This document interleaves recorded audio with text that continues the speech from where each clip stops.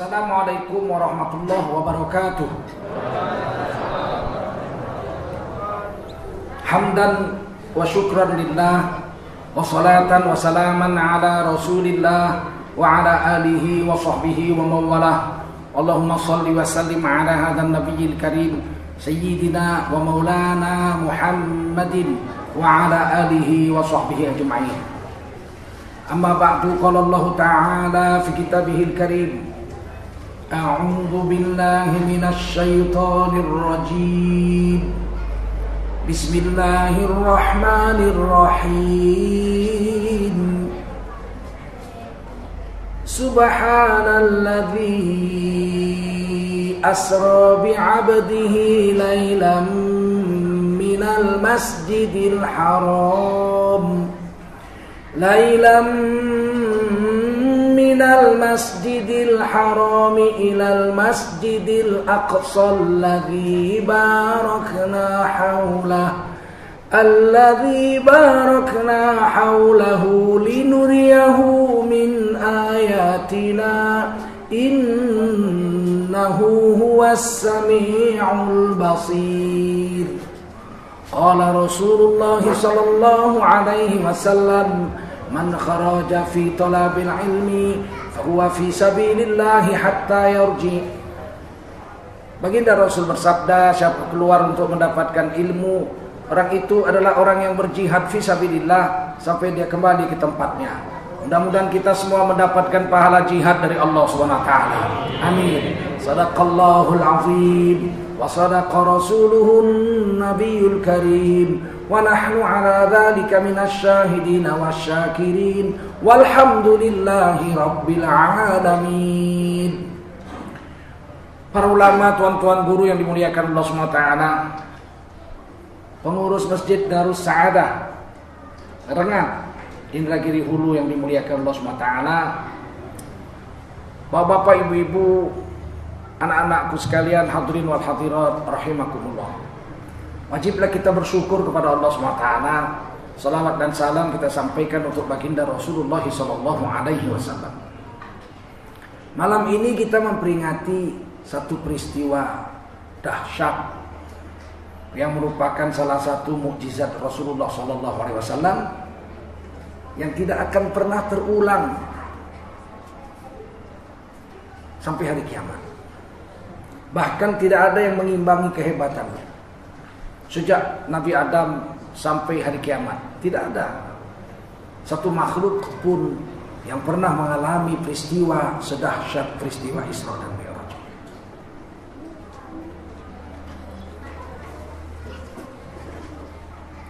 Isra dan Mi'raj, dua peristiwa yang berbeda tapi bersambungan. Isra lain, Mi'raj lain. Dua peristiwa yang bersambungan. Isra itu perjalanan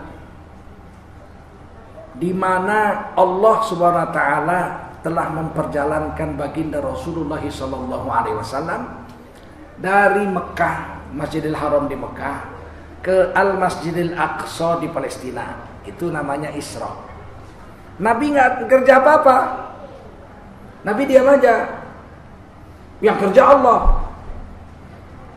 Kalau Nabi yang mau kerja waktu itu bisa naik onta misalnya, Nabi pegang aja. Buka. Kalau Nabi mau perjalanan sendiri naik onta, bisa 18 hari 18 malam sampai. Dan pernah Nabi buat 2 kali. Waktu Nabi umur 8 tahun kurang lebih dibawa pamannya Abu Thalib dagang ke Syam. Nah, waktu itu Nabi naik onta, kemana-mana dipayungi awan, sampai di Syam, singgah di sebuah gereja, ada pendeta namanya Bahira. Bahira tuh heran, ini rombongan kok dipayungi awan nih.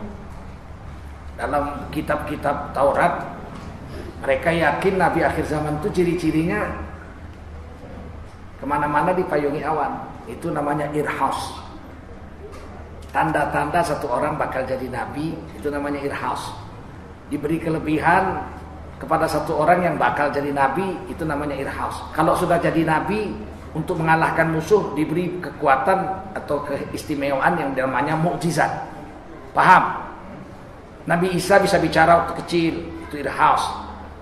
Nabi Musa dianjurkan ke sungai Nil, sangkut ke rumah Fir'aun, malah dipelihara Fir'aun. Padahal dia mau dibunuh Fir'aun. Bani Israel itu yang lahir semua disembelih tahun itu irhaus. Nabi Ibrahim dibuang ke goa, tumbuh besar, dewasa, minum susu dari jari tangannya sendiri. Dikirim Allah dari jari tangannya, minum susu bayi sampai besar. Itu namanya irhaus. Nabi Muhammad kemana-mana dipayungi awan, itu irhaus. Ternyata Bahira ini heran, rombongan ini aneh nih. Diundang ke gereja, dikasih makan nih rombongan, semua harus masuk. Maka setelah semua masuk kasih makan, Bahira keluar, dia lah, kok gerejanya nggak dipayungi awan? Gerejanya nggak dipayungi awan. Dia bilang sama Abu Thalib, apa rombonganmu sudah masuk semua? Sudah. Yang benar. Ada yang tinggal nggak? Ada, tapi bukan rombongan penting. Keponakan saya masih kecil. Dia nggak masuk, dia di luar. Mana? Kata Bahira. Keluar, dilihat tuh. Nabi lagi duduk bawah pohon. Maka Bahira mengatakan, tidaklah orang yang duduk di bawah pohon itu melainkan dia bakal menjadi seorang nabi. Diakui sama pendeta Yahudi itu. Kenapa? Karena pohon itu nggak di situ. Pohon itu harusnya di tempat lain. Karena Nabi duduk situ, pohon itu tercabut, akarnya pindah ke bawah, memayungi Nabi.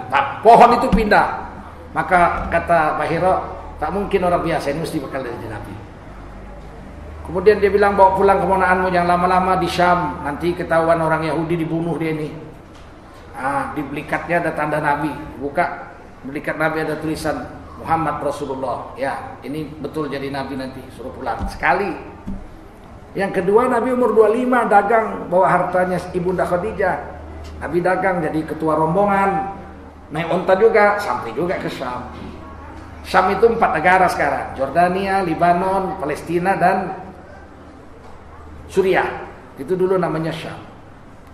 Nah, Isra bukan Nabi yang jalan, Nabi diam aja, yang memperjalankan Allah.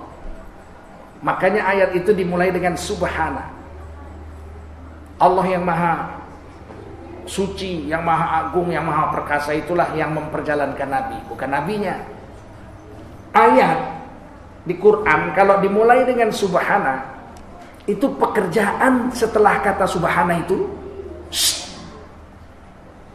pekerjaan setelah subhana itu tidak ada yang bisa melakukannya kecuali Allah saja.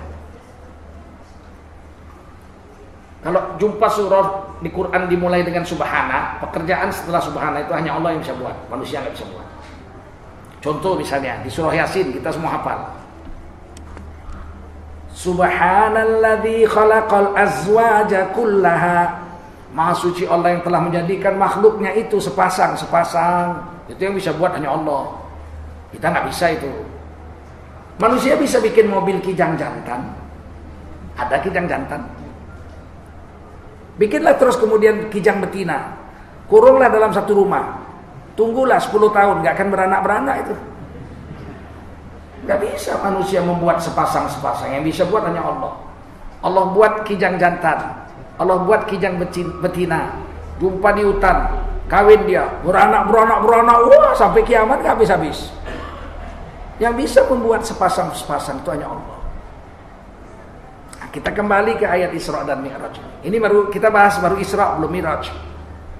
Baru Isra aja nih. Subhanalladzi asra bi 'abdihi laila. Maha suci Allah yang maha agung. Kenapa perempuan bercakap-cakap tuh? Anak-anak tuh jangan bercakap-cakap.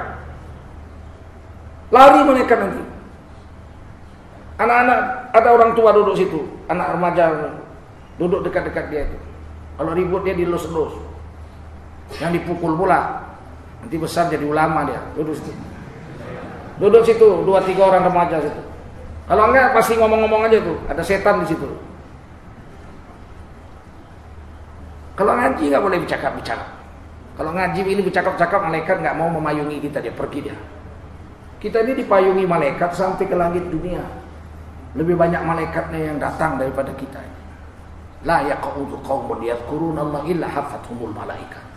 Tidaklah satu kaum duduk rapat-rapat melainkan malaikat memayungi mereka dengan sayap-sayapnya sampai ke langit dunia. Jadi kita tolong ya, biasakan mendengarkan ceramah, jangan bercakap-cakap. Bisa ya? Anak-anak nggak bisa sendirian. Saya di mana-mana ceramah, anak-anak itu mesti ada orang dewasa yang duduk dekat dia. Baru dia diam. Oke, kita lanjut. Saya kalau ngaji ribut itu yang saya sayangkan malaikat pergi. Kita udah capek-capek kemari, tidak dipayungi malaikat, kan rugi besar kita. Oke ya, kita lanjut. Subhanalladzi asra bi'abdihi laila. Allah yang maha suci maha agung itu telah memperjalankan seorang hambanya pada satu malam hari. Ini ayat yang disebut pangkatnya saja, namanya yang disebut asra bi'abdihi laila. Allah yang maha suci itu telah memperjalankan seorang hambanya pada satu malam hari, namanya nggak disebut. Tapi kita yakin itu yang diperjalankan adalah Nabi Muhammad Sallallahu Alaihi Wasallam. Memang ada beberapa orang anak IAIN dulu, dosen-dosen IAIN di Medan, ceramah dia di masjid saya pula itu, Isra dan Mi'raj. Dia bilang itu belum tentu yang diperjalankan itu Nabi Muhammad, katanya. Bisa saja Nabi Musa, katanya. Aneh nih orang, saya pikir. Karena namanya nggak disebut bi abdihi, hambanya. Nabi Musa kan hamba Allah juga. Karena ayat setelahnya itu cerita Nabi Musa. Wa ataina Musal kitaba wa ja'alnahu hudan li bani Israil. Ayat 2-nya kan itu. Dan kami telah turunkan kepada Nabi Musa itu sebuah kitab, yaitu Taurat, dan kami jadikan kitab Taurat itu petunjuk bagi Bani Israel. Oh, bisa jadi Nabi Musa. Saya jawab, nggak mungkin Nabi Musa. Kalau Nabi Musa, dia nggak minal Masjidil Haram ilal Masjidil Aqsa. Kalau Nabi Musa mesti minal Masjidil Aqsa ilal Masjidil Haram. Paham? Paham? Tidak mungkin Nabi Musa itu dari Masjidil Haram. Di Mekah, orang dia bukan penduduk Mekah kok. Terbaliklah kalau Nabi Musa, dia mesti Nabi Muhammad SAW dari Mekah ke Palestina. Kenapa Allah tidak sebut nama Nabi Muhammad? Yang disebut pangkatnya ada bi abdihi laila, hambanya.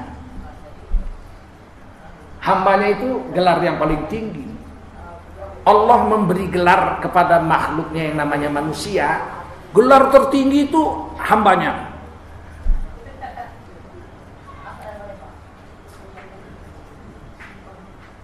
Nabi Musa disebut hambanya itu. Nabi Nuh disebut hambanya. Innahu kana abdan syakura. Adalah Nabi Nuh itu hamba yang pandai bersyukur. Nabi Isa juga waktu difitnah, ibunya dibilang berzina, datang orang demo, Bani Israel demo, menuduh Siti Maryam yang baru melahirkan di bawah pohon itu. Hei Maryam, kamu berzina sama siapa kamu? Bapakmu imam besar Masjidil Aqsa Imran, pamanmu Nabi Zakaria, sepupumu Nabi Yahya, ibumu wanita soleha, bibimu orang soleha, boyotmu Nabi Harun. Kenapa kamu berzina sampai melahirkan anak haram? Ngaku. Zina sama siapa? Bapaknya siapa ini? Ayo ngaku. Siti Maryam tunjuk anaknya. Fa asyarathu. Anaknya ngomong. Apa yang dibilang?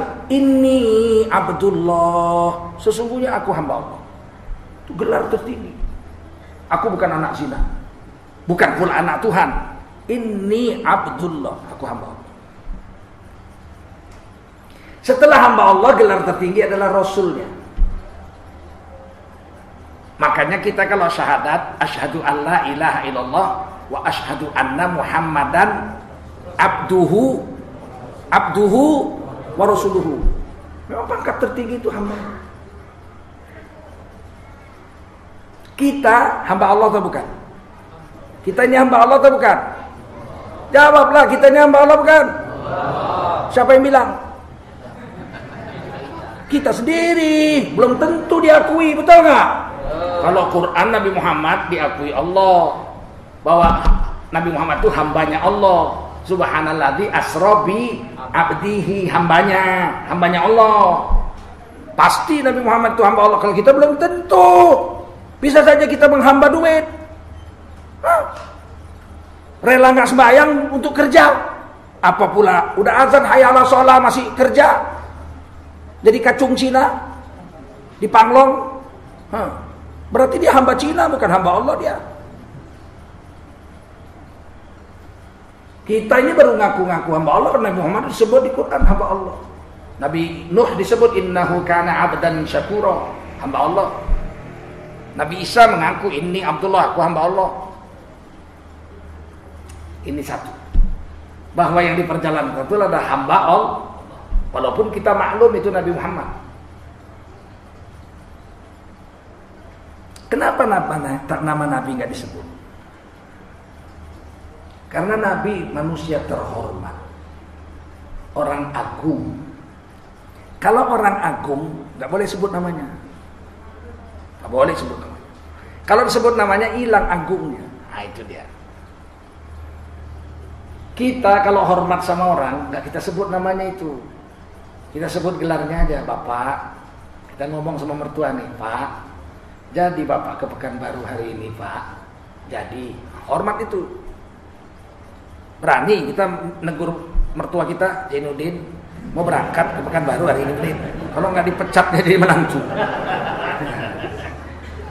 Kalau orang terhormat disebut pangkatnya saja, nggak disebut namanya. Paham? Kalau kita hormat sama orang, namanya nggak boleh sebut. Kalau sebut hilang hormatnya. Satu hari saya jalan pagi nih. Contoh, saya habis sholat subuh jalan pagi. Di jalan jumpa Pak Camat. Assalamualaikum Pak Camat. Ini hormat. Jalan pagi Pak Camat. Iya, biar sehat Pak Ustadz. Nah, dia panggil saya Ustadz. Berarti hormat. Pak Ustadz jalan pagi. Iya, tadi habis sholat sana saya jalan kaki 1 jam biar sehat. Pak Camat, saya tadi sholat subuh sana Pak, jalan kaki supaya sehat. Masya Allah, mudah-mudahan Pak Camat sehat. Terima kasih Pak Ustadz, mudah-mudahan Pak Ustadz sehat. Assalamualaikum Pak Camat, waalaikumsalam Pak Ustadz. Itu sama-sama hormat. Coba saya jalan pagi jumpa Camat. Sari Min, jalan pagi Min. Iya Jol, katanya.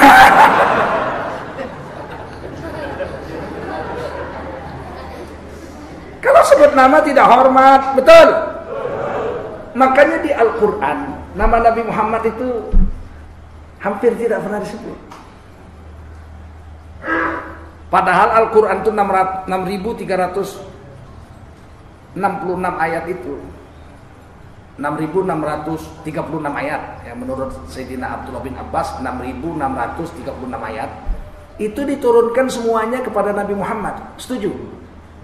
Unzila ilaih, diturunkan kepada Nabi Muhammad. Setuju? Tapi nama Nabi Muhammad hanya disebut 4 kali. Begitu agungnya Nabi Muhammad. Nabi Musa itu 100 sekian kali, mungkin 160 kali lebih Nabi Musa disebut. Wa ataina Musal kitaba wa ja'alnahu hudal li bani Israil. Disebut namanya itu. Wa qala Musa liqaumihi, berkata Musa kepada kaumnya. Disebut namanya. Nabi Isa 27 atau 25 kali gitu ya. Disebut namanya. Wa idz qala Isa bin Maryam, disebut namanya. Tapi Nabi Muhammad cuma 4 kali namanya disebut di Quran. Saking agungnya Nabi Muhammad. Dan catat besar-besar. Setiap Allah menyebut nama Nabi Muhammad di Quran yang 4 kali itu, pasti Allah lengketkan pangkat dan gelarnya. Wah, hebat itu. Nggak ada Allah panggil nama Nabi Muhammad, nggak ada pangkat itu, nggak ada. Perhatikan ini pengajian malam ini. Sebab banyak hari ini orang kurang ajar sama Nabi. Menyebut Nabi namanya aja. Khotib Jumat lagi. Maka Muhammad pun hijrahlah dari Mekah ke Madinah. Dikawani sama si Abu Bakar. Dikejar-kejar sama si Abu Lahab. Iya. Macam kawanmu aja kau bikin.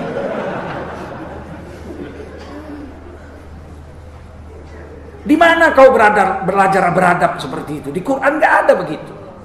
Di hadis nggak ada begitu. Sahabat-sahabat Nabi nggak berani manggil Nabi namanya aja, mat gitu, nggak berani. Sayyidina Abu Bakar Siddiq itu mertua Nabi, betul? Anak Nabi Siti Aisyah radhiyallahu anha itu istri Nabi Muhammad SAW. Anak Sayyidina Abu Bakar itu Siti Aisyah radhiyallahu anha itu istri Nabi, betul? Nggak pernah ada hadis mengatakan Nabi Muhammad itu dipanggil Sayyidina Abu Bakar namanya. Muhammad, mat, mau kemana kau? Nggak berani. Mesti ya Rasulullah, sodakta ya Rasulullah, sodakta ya Nabi Allah, betul? Nggak berani manggil namanya. Itu mertua lagi. Kenapa? Karena para sahabat belajar dari Quran. Allah tidak menyebut nama Nabi Muhammad kecuali dilengketkan pangkatnya. Mari kita lihat ayatnya. Surah Ali Imran. Namanya disebut. Wa ma Muhammadun. Disebutkan? Ada pangkatnya. Wa ma Muhammadun illa Rasul. Ada pangkatnya. Tidaklah Nabi Muhammad itu melainkan dia seorang Rasul. Ada pangkatnya.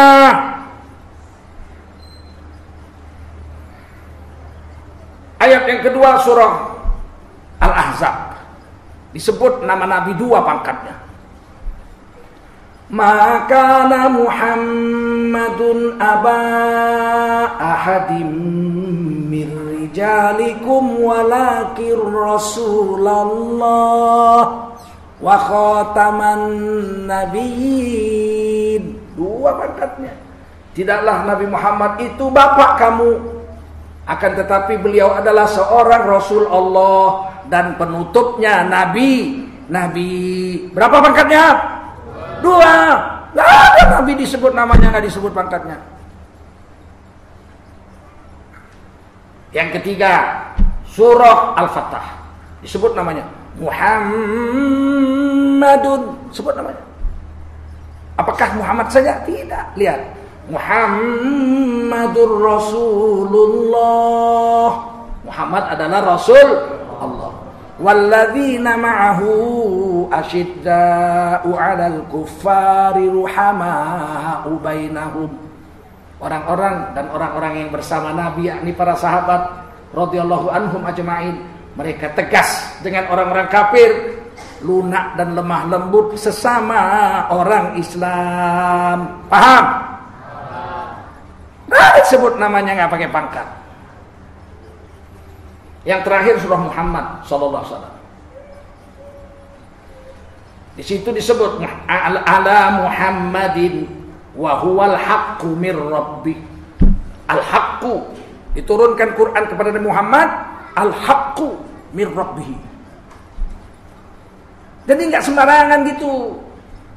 Hari ini kita ini mengaku umat Nabi, tapi enggak hormat sama Nabi. Berani manggil Nabi namanya saja, enggak pakai pangkat-pangkat. Imam Nawawi rahimahullah ta'ala dalam kitab Majmu' Syarhul Muhadzab, bahkan dalam sholat pun kalau selawat pakai pangkat, lebih beradab. Imam Nawawi yang bilang, kata Zulkarnain yang bilang, Majmu' Syarhul Muhadzab itu kitab fikih mazhab Syafi'i paling besar. Tebalnya 1,3 meter, 34 jilid. Yang ngarang Imam Nawawi Ad-Dimashqi rahimahullah ta'ala. Situ dibilang, kalau selawat Nabi nggak pakai pangkat, kurang beradab. Wah, tapi kan ada hadisnya. Mana hadisnya? Nggak pakai pangkat. Ayo kita bahas malam ini, biar tahu kita bagaimana cara membaca hadis. Cara membaca hadis itu harus ulama, bukan kita. Imam Nawawi itu baru ulama hadis. Imam Ibnu Hajar baru ulama hadis, itu ahli hadis. Kalau kita ahli hadas. Nah, sebentar-bentar berhadas besar, bentar-bentar berhadas kecil. Mana kita ngerti hadis? Nggak ngerti hadis kita. Lihat satu hadis. Ketika diperintahkan oleh Allah umat Islam berselawat, innallaha wa malaikatahu yusholluna 'alan nabi ya ayyuhalladzina amanu sallu 'alaihi wa sallimu taslima. Hai kamu orang beriman, selawatlah kamu pada Nabi. Sesungguhnya Allah dan malaikat berselawat kepada Nabi. Kepada siapa? Ulangi, kepada siapa? Kepada siapa? Nabi. Pangkatnya nggak disebut namanya. Nah, ada disebut innallaha wa malaikatahu yusholluna ala Muhammadin. Nggak ada. Tapi yang disebut apanya? Pangkatnya. Innallaha wa malaikatahu yusholluna ala Nabi. Ya ayyuhalladzina amanu shollu alaihi. Hai kamu orang beriman, berselawatlah kamu kepada siapa? Nabi. Wasallimu taslima, dan berilah salam dengan sebaik-baik salam. Kalau salam udah tahu sahabat. Lama sebelum ayat itu turun sudah tahu sahabat bersalam sama Nabi. Assalamualaikum ya Rasulullah, sudah tahu. Tapi selawat belum. Sahabat nanya, nih perhatikan hadis ini. Qalu, sahabat bertanya, kaifa nusalli alaika ya Rasulullah? Bagaimanakah kami ini bersalawat kepada engkau ya Rasul?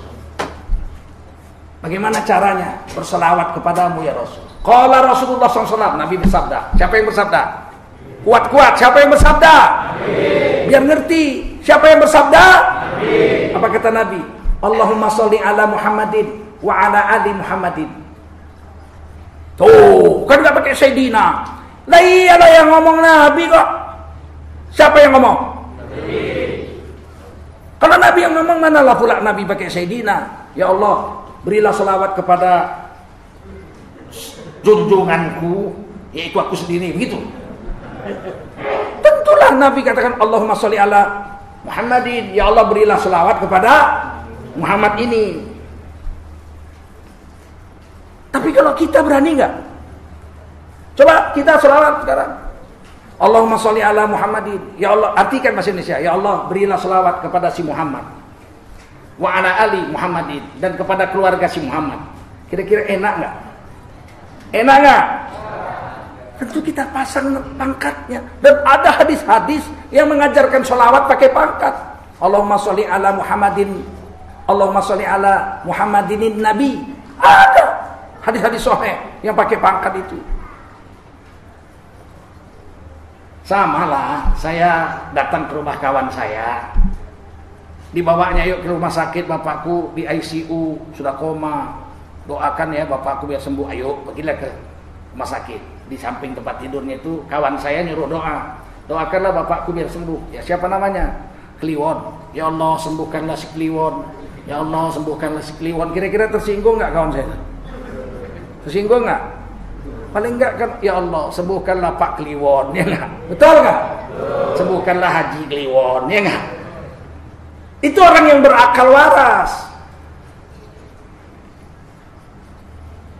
Dan Quran memberi petunjuk. Allah tidak sebut nama Nabi kecuali meletakkan kadang-kadang cuma 4 kali nama dikasih pangkatnya. Kalau tidak, lebih banyak ratusan ayat hanya menyebut pangkat, tidak menyebut nama.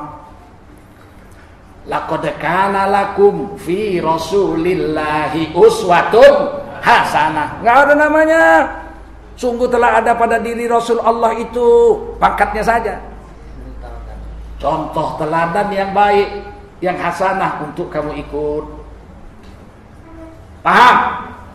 Ya ayyuhan nabi, qul li azwajika wa banatika wa nisa'il mu'minin yudnina 'alaihinna min jalabibihin. Hai Nabi, perintahkan kepada istri-istrimu, perintahkan kepada anak-anak perempuanmu hai Nabi, dan perintahkan kepada istri-istri orang beriman, wajiblah mereka menutup seluruh tubuh mereka dengan jilbab-jilbab mereka. Hai Nabi, nggak ada namanya disebut. Paham? Kadang-kadang disebut panggilan mesra. Yasin, itu panggilan mesra. Kalau bahasa Melayu itu oi atan. Yasin itu oi atan. Kalau orang Minang itu oi buyuang. Kalau orang Jawa tole, Yasin, itu panggilan mesra. Yang bilang Sayyidina Abdullah bin Abbas, bukan Tengku Zulkarnain yang bilang. Sayyidina Abdullah bin Abbas dalam tafsir Mikbas, ini sepupu Rasulullah, sahabat Nabi paling alim soal tafsir. Dalam tafsir Sayyidina Ibnu Abbas mengatakan, Yasin itu singkatan dari wahai insan, ya insan, Yasin. Dari mana taunya itu panggilan kepada Nabi? Kata Sayyidina Abdullah bin Abbas, dari ayat setelahnya. Wal Qur'anil Hakim, demi Quran yang hakim, innaka laminal mursalin. Sesungguhnya engkau, siapa engkau di situ? Yasin. Yasin, sesungguhnya engkau wahai Yasin salah satu dari banyak rasul roh. Kadang-kadang dipanggil panggilan mesra, Toha, itu panggilan mesra. Itu Nabi Muhammad itu, Toha. Dari mana tahu Nabi Muhammad itu Toha? Dari ayat setelahnya. Ma anzalna alaika. Tidaklah kami turunkan Quran ini, Al-Quran litasqa. Tidaklah kami turunkan Quran ini kepadamu, wahai Toha. Paham? Paham? Oleh ulama NU pada tahun 1931 nggak salah, Gus Dur cerita sama saya itu, almarhum Gus Dur. Ada muktamar NU, ditulislah selawat dari tafsir Ibnu Abbas itu. Nama selawatnya selawat Badar. Salatullah salamullah ala Toha Rasulillah. Salatullah salamullah ala Yasin Habibillah. Toha Rasulullah, Yasin Habibullah. Toha itu Nabi Muhammad, Yasin Nabi Muhammad. Imam Qurtubi mengakuinya. Masya Allah. Ini dengar baik-baik, ini ngaji nih. Ini bukan ceramah-ceramah lah. Ini ngaji lah kita ya. Jangan bosan. Dalam tafsir Qurtubi ada ayat Quran bunyinya wasalamun ala Ilyasin. Itu bukan salam kepada Nabi Ilyas. Kata Imam Qurtubi kalau itu salam Allah kepada Nabi Ilyas, bunyinya mesti wasalamun ala Ilyas. Gitu dong. Betul? Kenapa Ilyasin? Itu wasalamun ala Ilyasin. Itu salam sejahtera kepada keluarga Yasin. Siapa Yasin? Siapa? Nabi Muhammad SAW. Makanya kita kan jangan cepat-cepat membid'ahkan orang. Ini saya pernah dengar tuh, sholawat Badar bid'ah, masuk neraka yang sholawat. Ilmunya segitu. Mau dilawannya Abdullah bin Abbas, sepupu Nabi, la haula wala quwata illa billah. Ini kembali kepada ayat tadi. Subhanalladzi asra bi 'abdihi laila. Maha suci Allah yang telah memperjalankan seorang hambanya pada satu malam. Itu pangkatnya aja, itu gelar tertinggi. Nanti waktu di dunia disebut hambanya gelarnya, subhanalladzi asra bi 'abdihi. Nanti sampai langit dialog Allah dengan Nabi, pangkat kedua disebut. Nabi menegur Allah di bawah kaki Arasy, lewat Sidratil Muntaha, lewat Raf-Raf, lewat Mustawa. Apa kata Nabi? At-tahiyatul mubarakatus shalawatut thayyibatu lillah. Segala kehebatan, segala kemuliaan, segala keberkatan semuanya adalah milik Allah. Allah jawab, assalamu alayka ayyuhan nabiyyu wa rahmatullahi wa barakatuh. Di dunia dipanggil hambanya, di langit dipanggil assalamu alayka ayyuhan nabi. Nabi enggak disebut nama.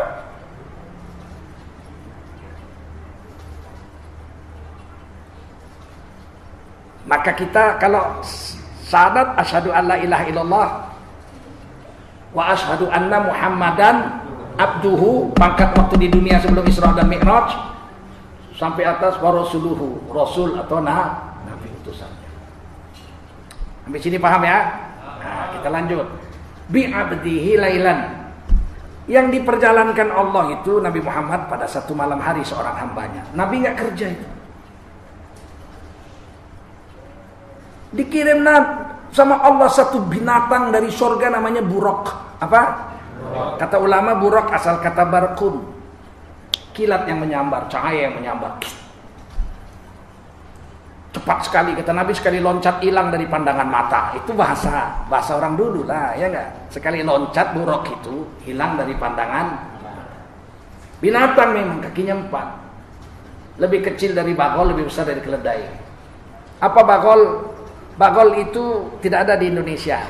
Bagol itu bahasa Arab, bahasa Indianya kacar. Kalau mau membuat bagol, kawinkan kuda dengan keledai, anaknya bagol. Kalau bagol kawin dengan bagol, mandul, nggak punya anak. Buruk lebih besar dari keledai, lebih kecil dari bagol. Sekali loncat, kata Nabi, hilang dari pandangan mata. Kalau sekarang kecepatannya kecepatan cahaya, mudah dong, cahaya, ya kan? Buruk kecepatannya seperti cahaya menyambar. Sekarang bisa diukur dengan ilmu pengetahuan. Kecepatan cahaya itu 300.000 km per detik. Berapa? 300.000 km per, bukan per jam, per detik. Sampai 300.000 km. Kalau Nabi Muhammad naik buruk sekali loncat, kelewatan Masjidil Aqsa, Pak. Bumi ini bulatnya cuma 40.000 km. Kalau naik buruk 300.000 km per detik, 1 detik 8 kali mutar bumi, Pak.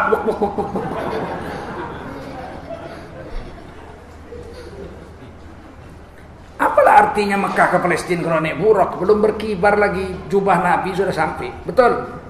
Betul? Karena Allah yang memperjalankannya, nggak ada urusan. Kalau Nabi yang berjalan naik buruk, hancur tubuh Nabi itu, berkeping-keping dengan kecepatan seperti itu. Tapi kan yang kerja bukan Nabi, Allah, betul nggak? Nah, kayak kita naik kapal terbang, di dalam tuh mana terasa kita, angin mana ada. Padahal kecepatannya 900 km per jam. Mau tahu kecepatannya? Coba buka jendelanya. Kalau nggak tersedot keluar semua. Paham? Nabi naik buruk, Allah yang memperjalankan. Kekuatan Nabi dibuat Allah, kekuatan Nabi sama dengan kekuatan malaikat Jibril dan buruk. Waktu loncat buruk itu dari Mekah ke Palestina, itu kekuatan Nabi dengan kekuatan malaikat Jibril dengan buruk sama. Kekuatan Nabi dengan kekuatan malaikat Jibril sama, makanya Nabi nggak hancur. Itulah subhananya itu, maha sucinya Allah itu. Kalau kekuatan biasa hancurlah, betul nggak? Kecepatan begitu terbakar, badan kita terbakar. Nabi enggak.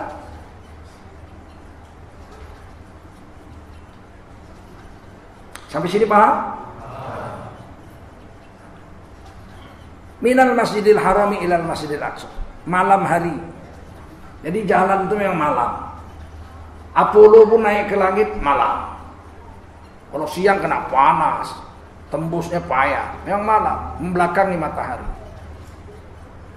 Ketika matahari di belakang tertutup bumi, baru kita bisa tembus. Untuk apa Nabi diperjalankan itu? Bukan untuk ngambil perintah sholat. Nah, ada di dalam hadis di Quran disebut mengambil perintah sholat. Di Quran disebut Nabi Muhammad itu diperjalankan itu linuriyahu min ayatina, agar diperlihatkan Allah kepada Nabi tanda-tanda kebesaran Allah. Coba naik buruk kecepatan itu, badan Nabi nggak hancur. Belum sampai 1 detik udah sampai ke Palestina. Kemudian Nabi sholat malam, kan Nabi wajib sholat malam. Nabi itu wajib sholat malam, karena sholat 5 waktu kan belum ada perintahnya. Isra Mi'raj kan perintah belum ada sholat 5 waktu. Waktu itu Nabi wajib sholat malam. Ya ayyuhal muzammil qumil laila illa qalila. Sholat malam wajib pada Nabi waktu itu. Belum ada sholat 5 waktu, belum turun perintahnya. Setelah sholat 5 waktu turun perintahnya, usai Isra dan Mi'raj, sholat malam jadi sunat. Ada ayatnya, wa minal laili fatahajjad bihi nafilatal lak. Malam itu sholat sunat jadi nafil, jadi sunat, sholat tahajud itu. Sebelumnya wajib. Nah, ketika Nabi dari Mekah ke Palestina, sampai Palestina, kan waktunya udah lewat Isya. Nabi harus sholat malam. Maka Nabi sholat malamlah di Masjidil Aqsa. Allah turunkan 124.000 arwah rasul-rasul dan nabi-nabi. Dari Nabi Adam sampai Nabi Isa turun semua. Sholat di belakang Nabi. Nabi imamnya. Maka dapat gelar lagi Nabi di situ. Imamul Anbiya wal Mursalin. Nabi Muhammad itu Imamul Anbiya wal Mursalin. Sebab pernah sholat dengan ruh-ruh para nabi. Setelah selesai itu, ini ayat ditutup alladzi barakna haulah. Itu tanah Palestina sekelilingnya adalah tanah yang telah kami beri barokah sekelilingnya. Jadi tanah Palestina itu tanah yang berkah. Kata Imam Qurtubi dalam kitab Fiqh Ahkamil Quran, kenapa disebut barokah itu Palestina? Karena ada kurang lebih 70 kuburan rasul-rasul dan nabi-nabi di situ. Kok 70 rasul sih Pak? Rasul kan cuma 25. 25 itu yang wajib kita hafal. Yang wajib kita kenal namanya. Rasul enggak 25. Dalam kitab Sahih Ibnu Hibban diceritakan jumlah nabi dan rasul itu 124.000. Berapa? 313 diantaranya rasul. Apa bedanya nabi dengan rasul? Nabi dapat wahyu didakwahkannya untuk diri dan keluarganya saja, digelar dia nabi. Kalau dapat wahyu didakwahkannya kepada diri, keluarga dan kaumnya, maka disebutlah dia rasul. Quran yang bilang, walikulli ummatir rasul. Setiap umat dikirim satu rasul. Jadi rasul itu untuk umat. Kalau nabi bisa untuk keluarga saja. 313 rasul, sebagian dikisahkan, sebagian tidak. 25 yang wajib kita kenal namanya, walaupun gak berturut-turut. Disebut harus tahu. Ibrahim, saya tahu Ibrahim itu rasul. Ismail rasul, saya tahu. Zakaria rasul, saya tahu. Ishak juga rasul, saya tahu. Joko bukan. Oh, itu harus hafal itu. 5 rasul ulul azmi. Nabi Nuh, Nabi Ibrahim, Nabi Musa, Nabi Isa, Nabi Muhammad sallallahu alaihi wasallam. 1 Sayyidul Anbiya wal Mursalin, Nabi Muhammad Rasulullah sallallahu alaihi wasallam. Selesai masalah Isra. Waktu Nabi terbang dengan buraq itu sempat dikejar. Ada wanita cantik, wanita nenek-nenek sudah peot-peot tapi berhiasnya luar biasa, menor lah, bibirnya macam-macam lah. Dimanggil-manggil Muhammad. Nabi diam aja nggak jawab. Kata malaikat Jibril, untung kamu nggak jawab. Siapakah dia itu Jibril? Itulah dunia. Dunia makin tua makin cantik, makin tua makin memikat. Siapa yang kalau kau sambut panggilan dunia itu, niscaya umatmu tertipu dengan dunia. Nggak disabab Nabi aja umat sekarang ditipu dunia, betul nggak? Demi dunia mau melakukan dosa. Dipikirnya kaya itu hebat. Demi kaya, menteri nyolong bansos. Coba. Dipikirnya hebat kalau kaya. Ditipu dunia. Kemudian Nabi dikejar laki-laki yang sangat kuat sekali, terbang juga kencang. Tapi kalah dengan buraq. Dipanggil-panggil, ya Muhammad, Nabi diam aja. Kemudian Nabi tanya sama malaikat Jibril, siapa laki-laki itu? Itulah jin ifrit. Jin yang paling kuat sedunia, yang menjadi anak buah Nabi Sulaiman. Untung kau gak jawab panggilannya. Kalau kau jawab, umatmu tersesat, main dukun semua. Mau gak dijawab Nabi aja banyak yang main dukun. Mau jadi anggota DPR RI, doktor gelarnya, datang ke dukun. Dukun tak tamat SD. Pak dukun, apa? Saya kepingin jadi anggota DPR RI. Ditengok dukun tuh, wah gelap auramu. Maksud Pak dukun, bisa sih saya tolong, tapi biayanya mahal. Maharnya mahal. Berapa Pak dukun? 100 juta. Wah, mana bawa duit saya? Oh, boleh main gesek. Dukun sekarang main gesek.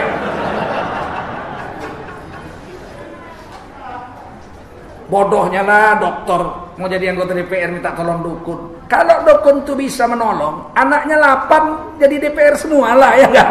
Bodoh manusia.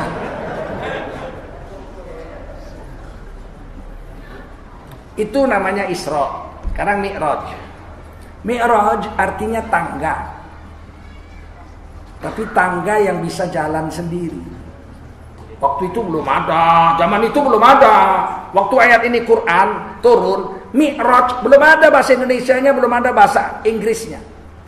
Baru bahasa Arabnya aja, Mi'raj, tangga yang mana tangganya jalan, orangnya diam aja. Hebat kan? Baru 100 tahun yang lalu kurang lebih orang Inggris, orang Eropa mengetahui ada tangga yang bisa jalan, orangnya diam aja. Mereka sebut namanya lift. Apa namanya? Atau escalator. Ketinggalan 13 abad. 1300 tahun sebelumnya di Quran sudah ada namanya Mi'raj, yaitu tangga yang orangnya diam aja, tangganya yang naik. Kan hebat itu. Nabi Muhammad itu dari Palestina, Masjid Al-Aqsa ke Sidratil Muntaha itu tetap naik buraq, tapi lewat Mi'raj. Kalau kita naik escalator sambil jalan, lebih cepat nggak? Lebih cepat nggak? Diam aja pun sampai, apalagi sambil jalan, betul? Nabi sudah naik buraq, pakai Mi'raj lagi. Nah, Mi'raj itu kecepatannya luar biasa, Pak. Kalau lift itu, saya pernah naik lift di Burj Al Khalifa. Wah, itu hotel bintang 7 itu di Dubai. Kecepatannya udah sampai. Lain kalau lift di sini gini.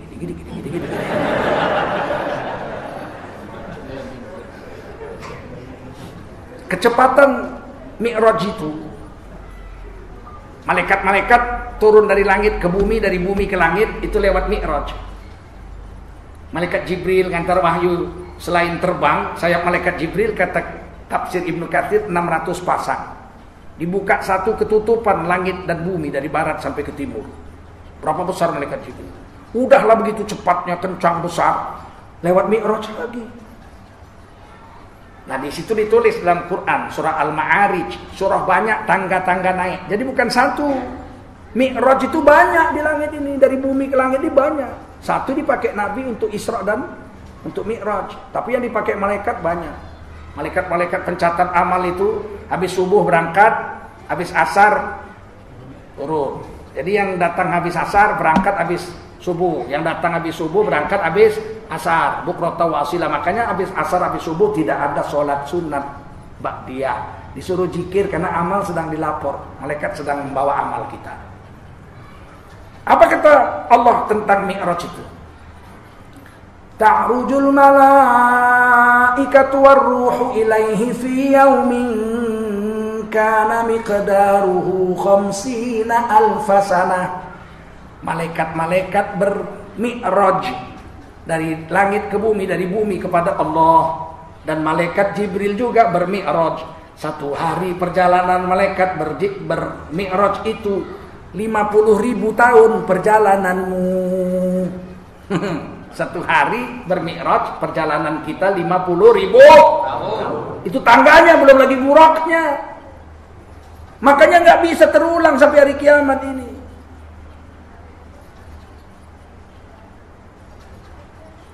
Apakah ada manusia yang pernah lewat Mi'raj itu turun dari langit ke bumi, dari bumi ke langit? Ada. Bukan Nabi Muhammad aja sendiri. Ada. Tapi tidak sehebat Nabi Muhammad. Siapa yang pernah turun lewat Mi'raj? Nabi Adam, Siti Hawa, turun dari surga ke bumi. Betul? Lewat mana? Lewat Mi'raj. Kalau enggak bagaimana bisa turun?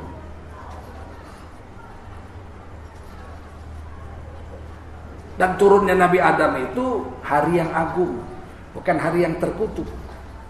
Berhentilah mengatakan Nabi Adam berdosa memakan buah itu.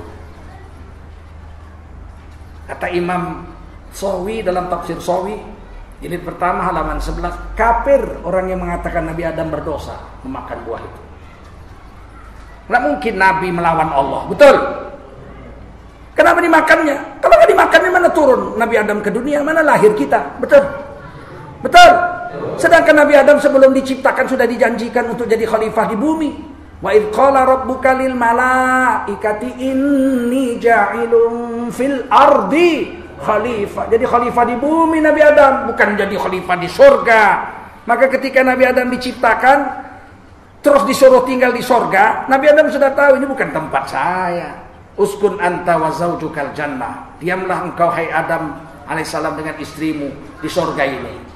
Wala taqraba hadhihi syajarah. Tapi kamu berdua jangan dekati pohon ini. Fatakuna minadh zalimin. Nanti sengsara kamu berdua. Nabi Adam langsung tahu ini pohon mesti dimakan. Kalau enggak mana bisa turun ke dunia. Yang namanya jangan itu hanya ada di dunia. Di surga mana ada jangan? Ada jangan? Di surga ada jangan? Jangan kawin lebih dari 4 di mana? Di mana? Di surga? Bidadari orang yang mati syahid 2,5 juta tahu? Jangan minum khamar. Di mana? Di surga 1 sungai khamar.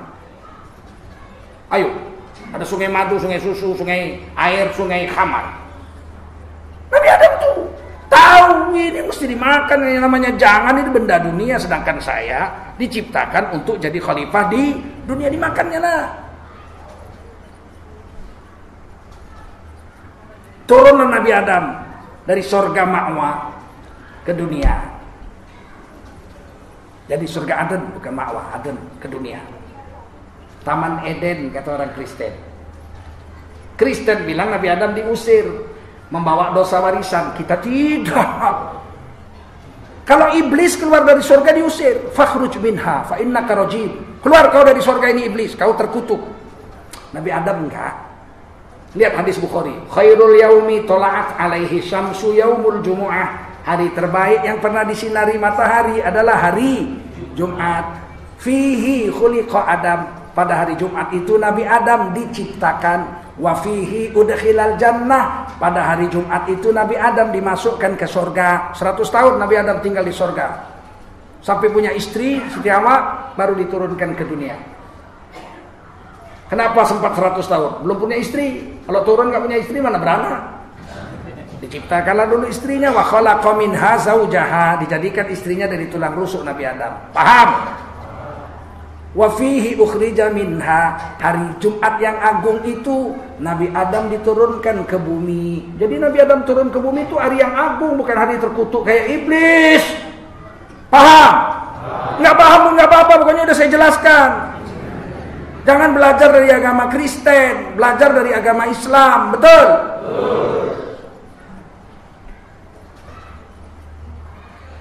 Cuman bedanya Nabi Adam turun dari surga ke dunia, wafat di dunia, nggak balik lagi. Baliknya nanti setelah hari kiamat. Jadi dia turun aja, nggak naik lagi. Paham? Nabi Isa alaihissalam diangkat ke langit kedua.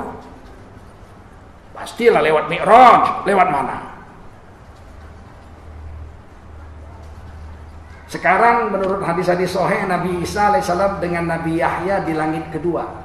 Waktu Isra dan Mi'raj Nabi jumpa, Nabi Muhammad jumpa dengan Nabi Yahya dan Nabi Isa, ketemu Nabi Adam, ketemu Nabi Ibrahim, ketemu Nabi Musa.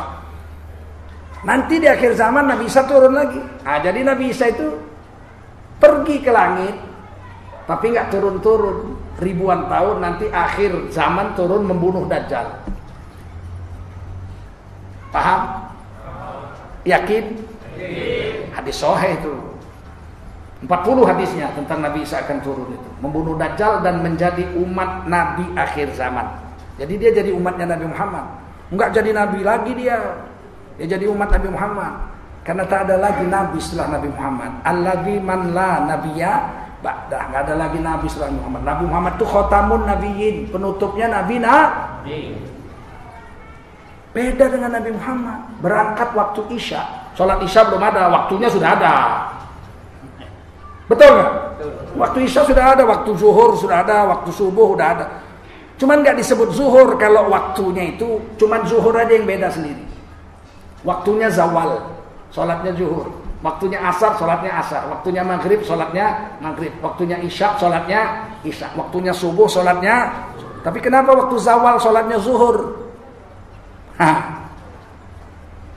Karena inilah sholat yang pertama kali dinampakkan di dunia. Jadi Nabi Muhammad pulang Isra dan Mi'raj itu diperintah sholat 5 waktu di langit. Tapi Nabi nggak sholat subuh. Padahal Nabi sampai sebelum subuh. Sebelum subuh udah di dunia Nabi. Kenapa Nabi nggak sholat subuh? Kan udah diperintah. Yang nggak tahu caranya, diajarkan nanti sama Nabi, oleh Nabi, diajarkan Nabi oleh malaikat Jibril. Allamahu syadidul quwa. Nabi diajar malaikat Jibril. Kapan malaikat Jibril mengajar? Waktu zuhur. Zawal, matahari gelincir sedikit ke barat, bayang-bayang muncul setebal tali sendal. Datang malaikat Jibril, Nabi dipanggil, bawa ke Ka'bah. Maka sholatlah Nabi dengan malaikat Jibril imamnya, Nabi Muhammad makmumnya. Awwalu ma dhuhara bihi shalah. Itulah sholat yang pertama kali dizohirkan, yaitu sholat zawal. Tapi jadilah namanya jadi sholat zuhur.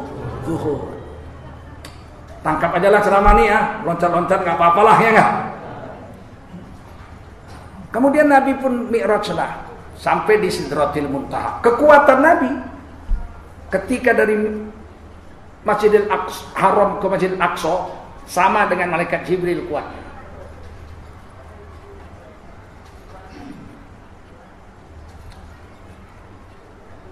Ketika Nabi Muhammad SAW sampai Sidratil Muntaha, kekuatan Nabi tetap sama dengan kekuatan malaikat Jibril. Dari mana tahu? Dari ayat Quran di surah An-Najmi. Tadi dibaca oleh qori kita, saya dengar di luar, di mobil saya dengar. Walaqad ra'ahu nazlatan ukhra inda sidratil muntaha indaha jannatul ma'wa. Sungguh Nabi Muhammad telah melihat malaikat Jibril 2 kali dalam bentuk aslinya. Berapa kali? 2 kali. Selebihnya jumpa malaikat Jibril bentuk manusia. Bentuk asli itu cuma 2 kali. Sekali pulang dari Gua Hira, turun dari Gua Hira, pas di lapangan padang pasir itu, malaikat Jibril menampakkan bentuk aslinya kepada Nabi Muhammad. Sehingga Nabi Muhammad lihat kemana-mana, barat, timur, tenggara, selatan, barat, daya, barat, laut, utara, timur, laut, wajah malaikat Jibril. Ke atas, ke bawah malaikat Jibril. Saking besarnya malaikat Jibril. Sehingga Nabi ketakutan. Minta diselimuti oleh istrinya. Zammiluni, wahai laki-laki yang banyak, selimutkan aku. Padahal Siti Khadijah satu orang wanita. Ini tidak dibikin bentuk mu'annas, bentuk kalimatnya bentuk jamak mudzakkar salim. Oh, bentuk laki-laki banyak. Hei perempuan yang satu, harusnya kan begitu, ini enggak. Hei laki-laki yang banyak, selimutkan aku. Zammiluni. Ini kata ulama membuktikan bahwa Siti Khadijah itu lebih agung dari 1000 laki-laki yang ada. Maka Nabi menjamakkannya, kalamul latif bahasa Arabnya, bahasa hormat. Nah, kedua di Sidratil Muntaha, malaikat Jibril membentuk-bentuk aslinya, dan Nabi bisa melihat dari kepala sampai kaki malaikat Jibril lengkap dilihat Nabi. Bagaimana bisa?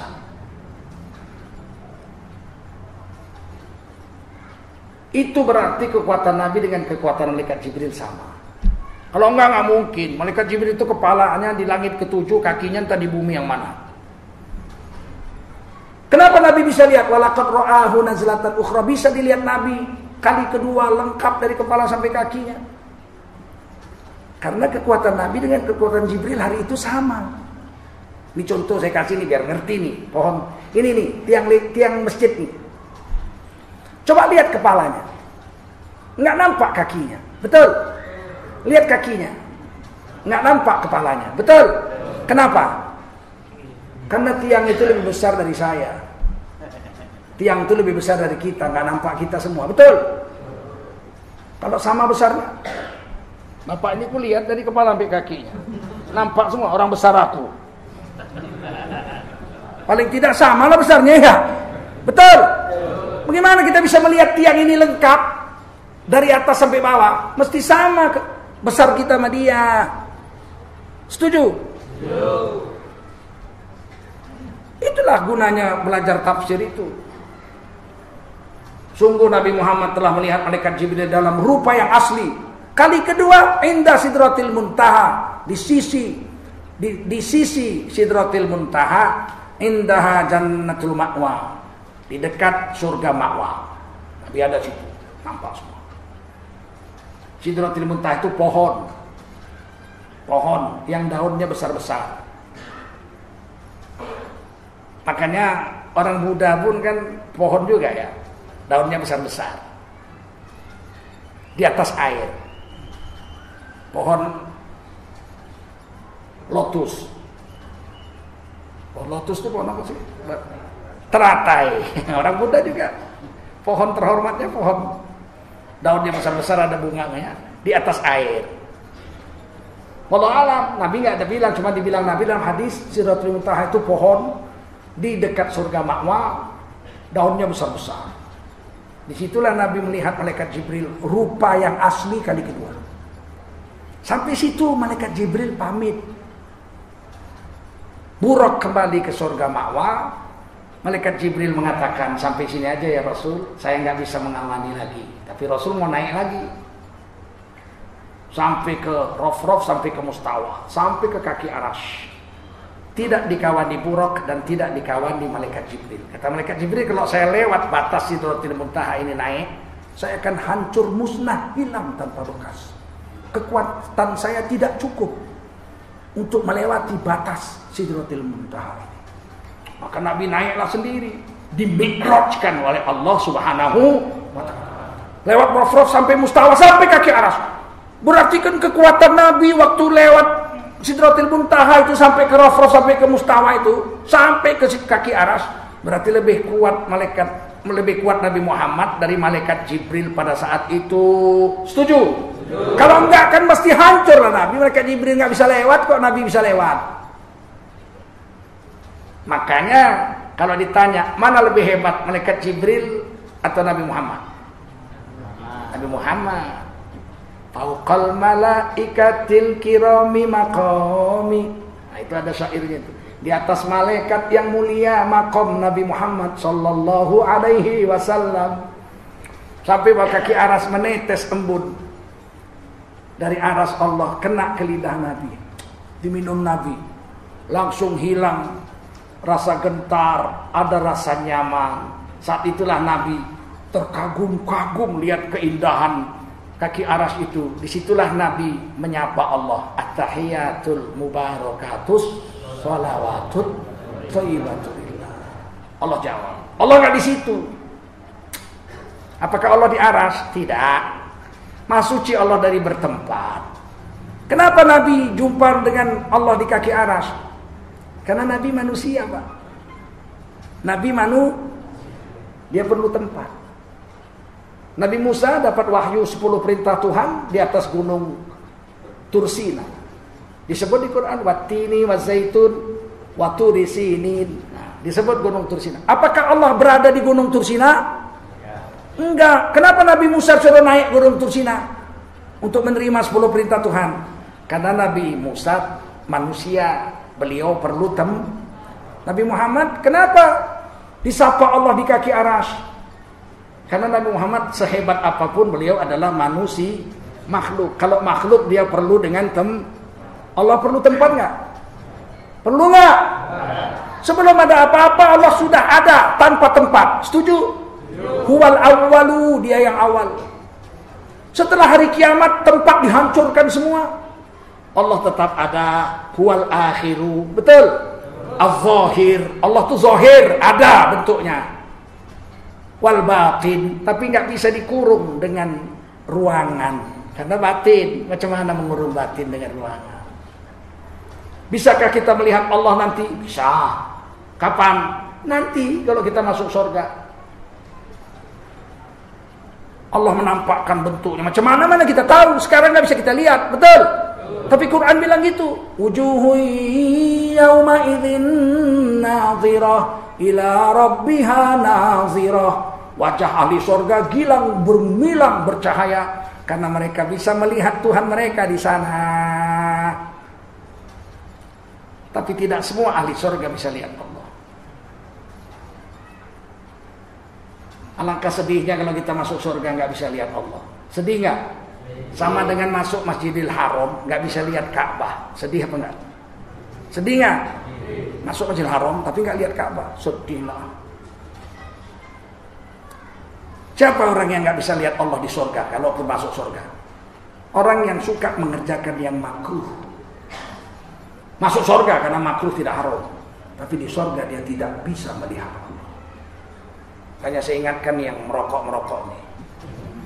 Kalaulah merokok itu makruh, kalau karena sebagian besar ulama mengatakan merokok itu hal bakar duit, mubazir, memasukkan racun ke tubuh, mudarat. Andai katalah makruh, sial kali lah masuk surga nggak nampak Allah ya nggak? Berhenti kalian merokok.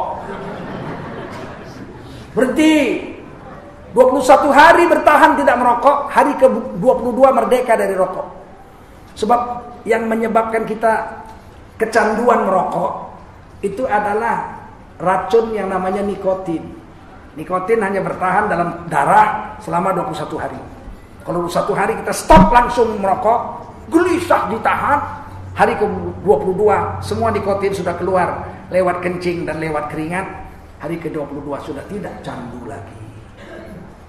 Sayanglah, gara-gara merokok nggak jumpa Allah. Aduh, sial betul. Babi aja nggak mau rokok. Tes, aku udah tes.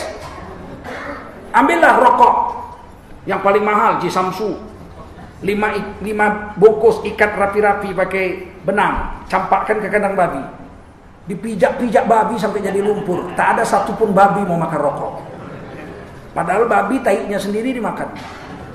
Tak ada binatang mau makan taiknya sendiri kecuali babi. Ayam mau makan taik, tapi taik orang.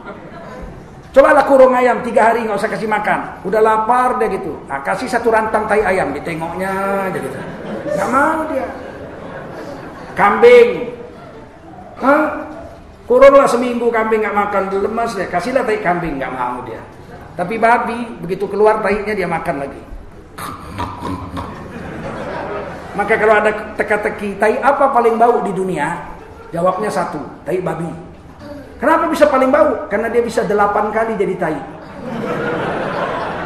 Jadi taik dimakan, jadi taik lagi dimakan. Tapi babi mau makan taiknya sendiri sampai 8 kali, 10 kali. Tapi rokok, babi nggak mau. Ambil daun tembakau 5 kilo ikat. Ambil daun sawi hijau 5 kilo ikat. Kan mirip tuh. Sawi hijau dengan tembakau kan mirip. Campakkan ke kandang babi. Nggak sampai 5 menit.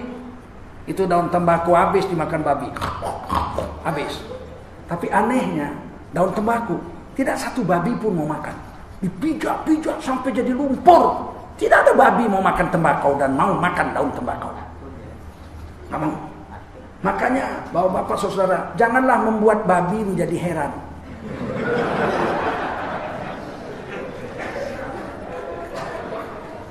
Kalau ada orang merokok dekat kandang babi, heran babi itu. Dia bilang sama istrinya, kita aja nggak mau ya. Ampunlah. Makanya kebun dipagar. Kebun ubi, kebun itu dipagar supaya jangan dimakan kambing, jangan dimakan lembu, dipagar. Tapi kalau kebun tembakau tak ada yang dipagar. Jangankan kambing, lembu nggak mau makan daun tembakau, lembu, kambing. Babi aja nggak mau makan daun tembakau. Udahlah, berhentilah kalian merokok itu. 21 hari aja kok. Nanti di akhirat menangis kalian, nggak lihat Allah.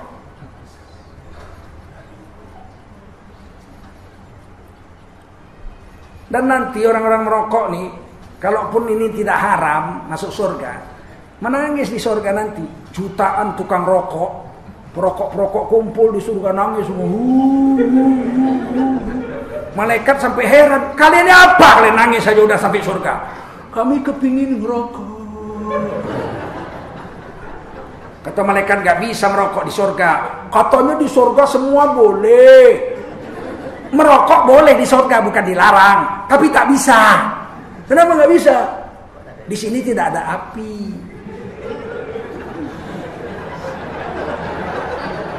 Ini surga, makanan jadi otomatis. Tapi kami kepingin, boleh pindah sebelah, sana api semua.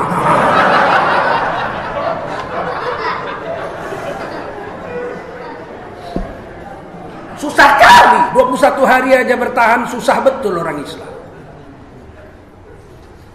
Janjilah malam ini berhenti merokok, kalian mau? Biar wajah kalian bercahaya. Orang yang merokok wajahnya pasti suram. Sebab kalaupun makruh dibenci Allah. Bayangkan kalau satu hari 20 batang, satu batang 20 menit. Berarti kan 400 menit. 400 menit itu berapa jam itu? 5 jam lebih. 7 jam. 7 jam kita dibenci Allah. 7 jam dibenci Allah. Kan makruh dibenci kan? Kalau haram dilaknat. Makruh itu karoha dibenci. Makruh dibenci artinya bahasa Arabnya. 7 jam sehari dibenci Allah. Sholat cuma 8 menit. Campur nguap 15 kali. Kira-kira perokok tuh kalau masuk surga diserpis atau ditampar sama malaikat? Kan ku ingatkan ini betul-betul. Yang makruh itu orang Islam harus memberhentikannya. Yang haram dijauhi. Gak ada haram diberhentikan. Gak boleh dikerjakan haram. Kalau yang haram dijauhi, wala taqrabuz zina, jangan kau dekati zina. Innahu kana fahishatan wa sa'a sabila. Zina jangan kau dekati, bukan disuruh berhentiin. Kalau berhentikan berarti pernah main. Kalau makruh disuruh berhentikan. Paham? Yang makruh itu binatang nggak mau, Pak. Saya di belakang rumah saya waktu kecil-kecil, lebar kebun di belakang rumah, ada macam-macam, rambutan, mangga, sawu, pisang, banyak buah-buahan di belakang. Saya waktu kecil, supaya tulang saya kuat, bibi saya menyuruh saya berjemur. Taruhnya kursi berjemur, gak enak saya rasa duduk di kursi berjemur. Nanti tulangmu kuat nak, biar kau jadi pendekar katanya. Di belakang rumah saya ada pohon jengkol, besar kali, doyong. Saya panjatlah, merangkak saya naik ke doyongnya itu, duduklah saya di doyongnya itu menyender, kena cahaya matahari. Situlah saya sambil main-main nyanyi-nyanyi, ya kan. Sampailah nanti 40 menit, 50 menit udah berkeringat semua. Pulang, kata bibi saya turun. Waktu berjemur itu saya lihat kadang-kadang datang monyet. Ekor panjang tuh, 2 ekor, 3 ekor lutung. Makan nangka, mangga, makan pisang, makan rambutan. Pohon jengkol yang saya duduk itu sekali berbuah berkarung-karung, enggak pernah dimakan monyet. Saya perhatikan, kenapa monyet ini nggak mau makan jengkol?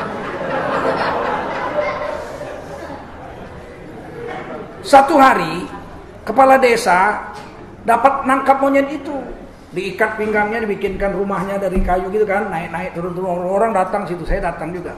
Dikasih orang pisang dimakannya, kasih orang macam-macam dimakannya. Saya kutip jengkol, saya pecahkan kulitnya, saya bawa 3-4 biji, datang saya dekat monyet itu, saya lempar, ditangkap, jago dia menangkap, diciumnya, buangnya. Jengkol nggak mau monyet makan. Karena itu kalian jangan bikin monyet jadi heran.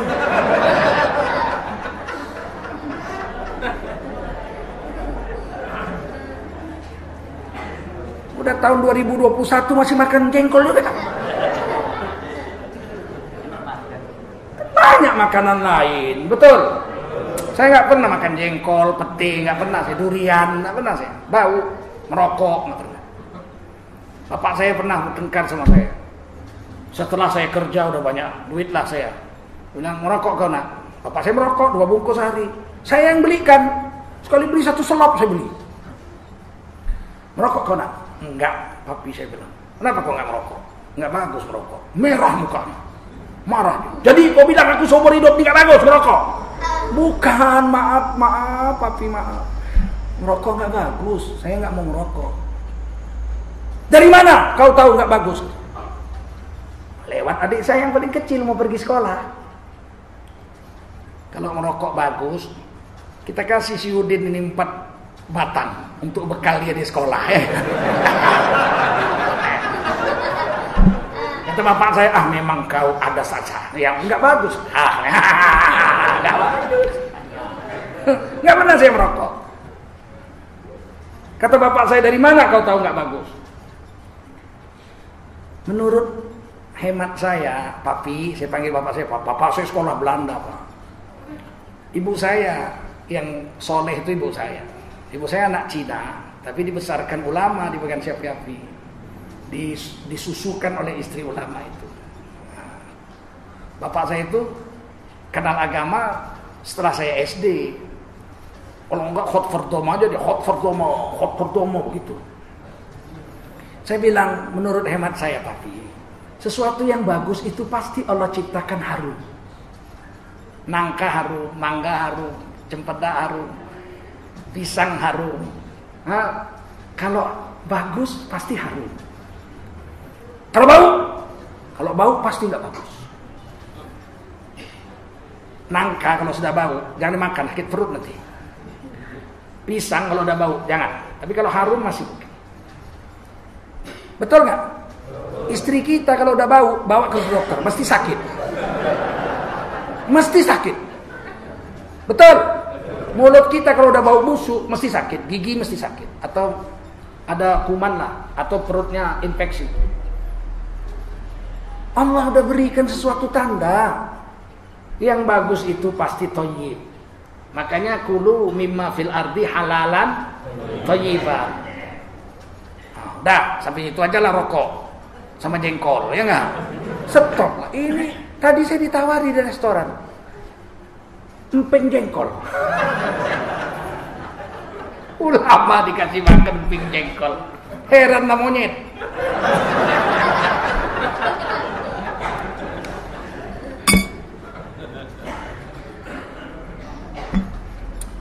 Singkat cerita, turunlah Nabi membawa perintah sholat. Dari 50 jumpa Nabi Musa. Ini hadis Muslim. Tawar menawar itu jumpa Nabi Musa. Wahai anak yang baik, apa dikasih Allah perintah? Diperintah Allah sholat 50 waktu, 50 kali, 50 waktu sehari semalam. Berarti kan setengah jam sekali itu. Betul nggak? Terima, kata Nabi Musa. Terima. Aduh, kata Nabi Musa, minta kurang. Umatku aja yang besar-besar disuruh sholat seminggu sekali, jadi monyet. Gagal jadi monyet.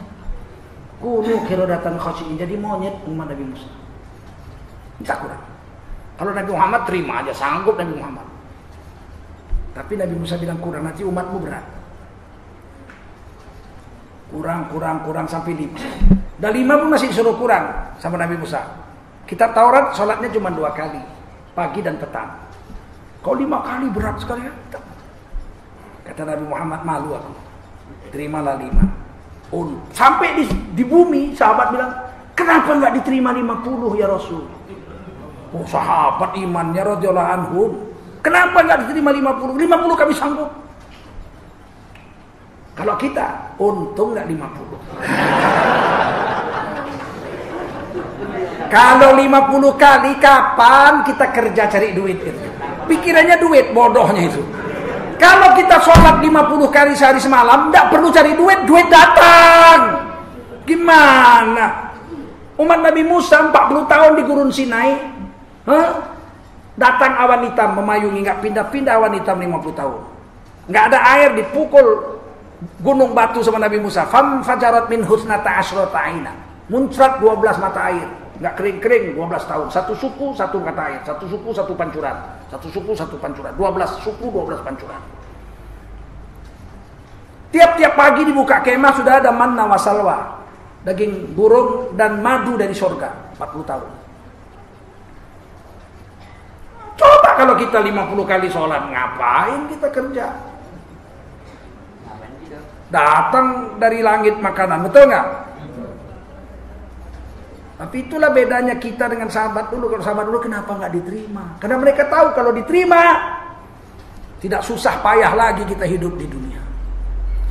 Wasta'inu bisabri wassalah. Minta tolong dengan Allah melalui puasa dan sholat.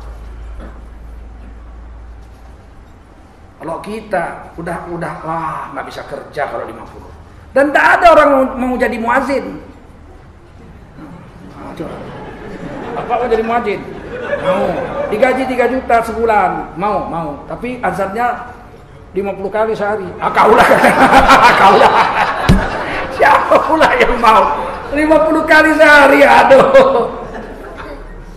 Karena iman kita nggak kelas iman sahabat. Iman kita nggak kelas iman sahabat.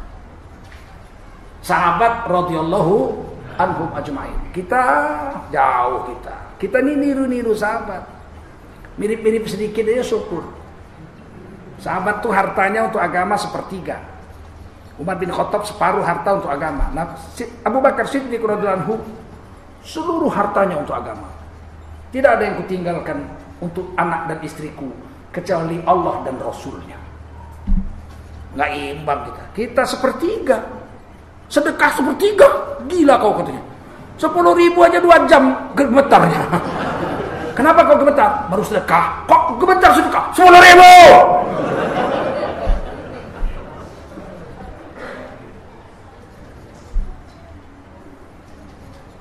Lima waktu itu pun kalau kita jaga, rezeki murah, mudah dan berkah. Lepas siksa kubur. Meniti sirat secepat kilat menyambar. Mendapat catatan amal tangan kanan. Dan masuk surga tanpa diperiksa-periksa. Orang yang menjaga sholat, rezekinya mudah dan berkah. Rezeki kan sudah ditetapkan Allah. Rezeki untuk bapak sekian, rezeki untuk saya sekian. Kan nggak lebih, nggak kurang rezeki. Kalau habis, matilah kita. Kalau habis rezeki yang ditetapkan Allah, kita mati. Anna nafsan lan tamut hatta tastakmila rizquha. Itu hadis kursi. Allah berfirman, nyawa tidak akan dicabut sampai rezeki yang ditetapkan Allah untuk dia habis semua diambilnya, baru datang malaikat maut. Kenapa kita masih hidup? Karena rezeki kita belum habis. Bukan karena kita masih sehat. Orang sehat mati banyak. Kemarin yang naik kapal terbang sehat semua. Dada papi, baby, sob. Nggak ada yang pulang. Kita mati kata Allah dalam hadis qudsi. Karena rezeki yang ditetapkan untuk kita habis, maka kita pun mati. Tapi kalau kita sholat, rezeki yang kita ditetapkan Allah untuk kita itu mudah dapatnya. Mudah dapatnya. Saya udah pernah lihat orang mudah cari duit. Duit yang datang sama dia. Rumahnya, di depan rumahnya ada masjid. Dia kerjanya zikir, dia baca Quran aja di depan rumahnya itu. Datang orang, Pak, minta angin Pak.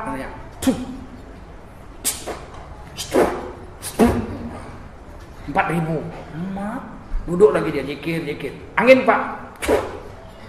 1.000. Azan nyebrang dia sholat. Habis sholat dia duduk. Datang orang, Pak angin Pak. Dalam hati saya enak betul ini kawan cari duit. Duit yang datang sama dia. Kenapa dia jaga sholat? Saya lihat memanglah ya Allah, orang menjaga sholat, janji Rasul tak bohong. Tapi orang yang tak sholat hajatnya cari duit Pak. Jadi TKI ke Hong Kong masak babi. 5 tahun nggak pulang-pulang. Sekali pulang bertambah anaknya. Siti, anak kita kan dulu 2. Kok sekarang 3? Kepepet Pak. Susahnya cari duit. Jagalah sholat. Mudah rezeki. Kenapa rezeki mudah waktu sholat? Karena masuk masjid itu dapat kasih sayang, dapat rahmat. Keluar masjid dapat rezeki. Itu kan doa itu. Doanya diajar Nabi masuk masjid. Allahumma ftahli abwaba rahmatik. Ya Allah bukakanlah olehmu untukku pintu-pintu rahmatmu. Betul? Pintunya aja banyak, bagaimana rahmat? Masuk masjid dapat rahmat, kasih sayang. Keluar masjid diajar Nabi doanya. Allahumma inni semua. As'aluka min fadlik. Ya Allah sesungguhnya aku minta rezeki darimu. Masuk masjid dapat rahmat, keluar masjid dapat rezeki, masuk masjid dapat rahmat, keluar masjid dapat rezeki. Bayangkan 1 hari 5 kali masuk masjid.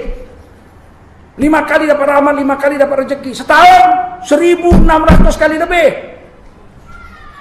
Tidak mungkin orang yang menjaga sholat ke masjid miskin. Itu tidak mungkin. Tidak mungkin. Kenapa banyak orang Islam miskin Pak? Ya nggak ke masjid. Subuh cuma 11 orang yang sholat. Imam sama muadzin jejer sebelah-sebelahan.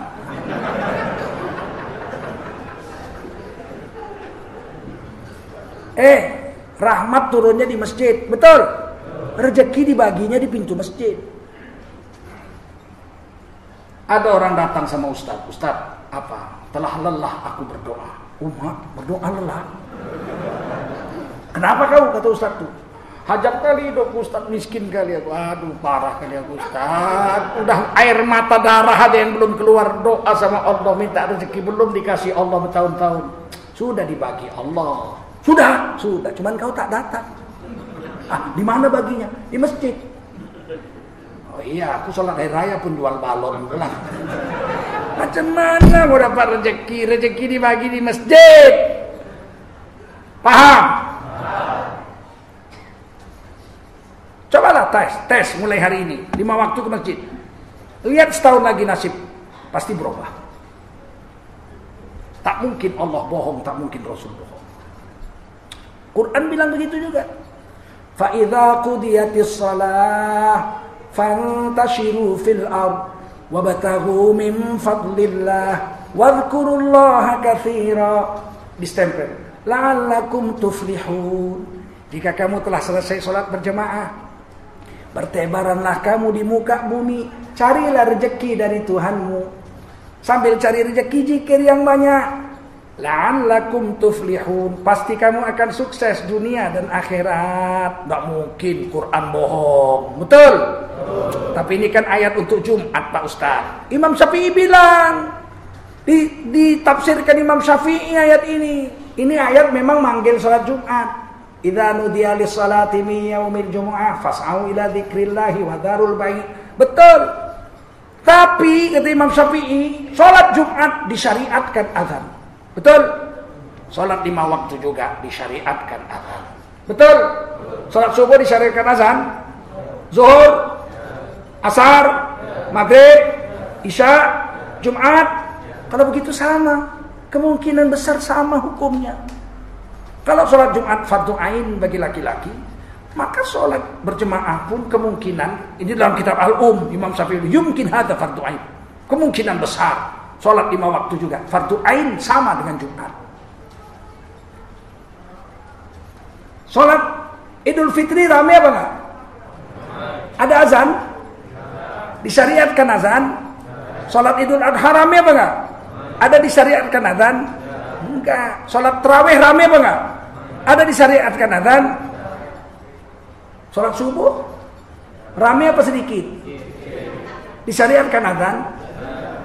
Berarti sama. Kalau mau berubah nasib, pegang di masjid 5 waktu.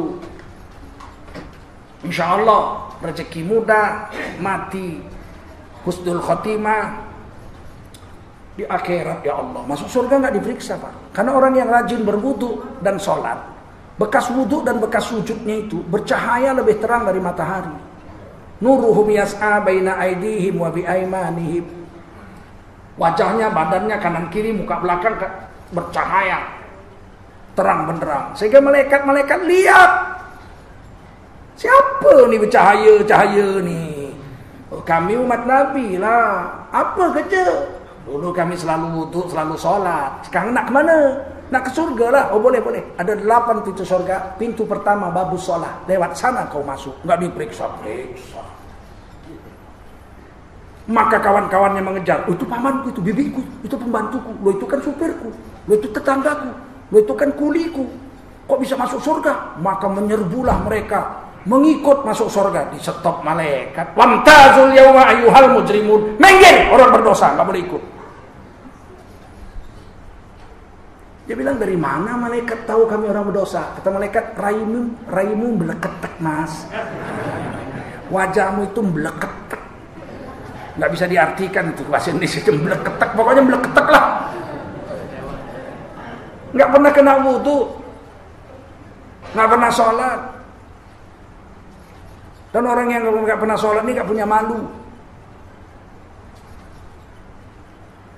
Dilihat orang dia maghrib merokok, nggak ada malu lagi, udah bebal.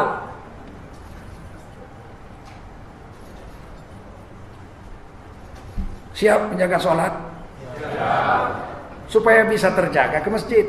Jangan di rumah. Kalau di rumah nggak akan terjaga. Banyak setan di rumah. Ada orang hafal Yasin, hafal Waqiah, banyak ayat-ayat panjang hafal. Dia bilang apa? Saya nggak mau ke masjid. Kenapa? Imamnya paling panjang Wadduha, Alam Nasroh. Saya malam ini mau sholat Isya di rumah. Rakaat pertama Yasin, rakaat kedua Al-Waqiah.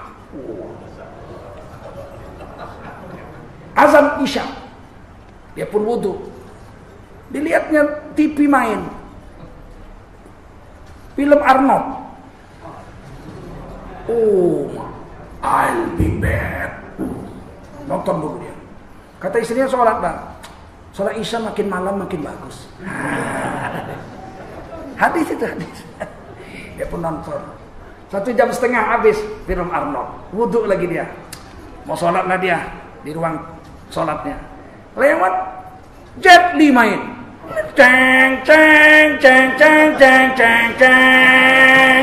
Wah, ini lebih seru lagi. Duduk lagi dia nonton sampai jam 11 malam. Habis TV, wudhu lagi dia. Udah habis film kan, wudhu lagi dia. Lewatlah dia mau sholat. Begitu takbir, TV masih main. Allahu Akbar. Lagu nostalgia, Bruri nyanyi sama Dewi Yul. Semua terserah padamu, aku begini adanya. Ku hormati keputusanmu, walaupun apa yang kau katakan. Bismillahirrahmanirrahim. Qul huwallahu ahad, Allahu samad, lam yalid walam yulad. Nggak jadi Yasin, qul huwallahu senapas. Nggak usah sok melawan setan, betul? Kalau di masjid mana bisa kita protes? Imamnya baca Wadduha, mana bisa kita, panjang kali, tukarlah, batal sholat awal. Oke? Paham? Mudah-mudahan kita jumpa lain kali. Inilah yang bisa saya sampaikan, 1,5 jam udah saya bicara. Sebab saya harus kembali ke Pekanbaru. Besok pagi harus pulang ke Medan. Jadi perjalanan katanya 4 jam. Belum makan malam saya. Makan malam jam 11, 12, 1, 2, 3. Jam 3 pagi baru sampai. Nah itulah kalau dai. Kalau gitu. Nah, apa-apa, Allah akan bantu. Allah beri kekuatan. Yang penting kalian jangan ikut-ikutan mencaci maki para dai. Sekarang dai-dai ini di medsos-medsos dibilang kadrun, bilang kadal gurun. Kalau saya udah gelarnya itu Ustadz abal-abal. Modal serban jubah jenggot doang. Pakai daster.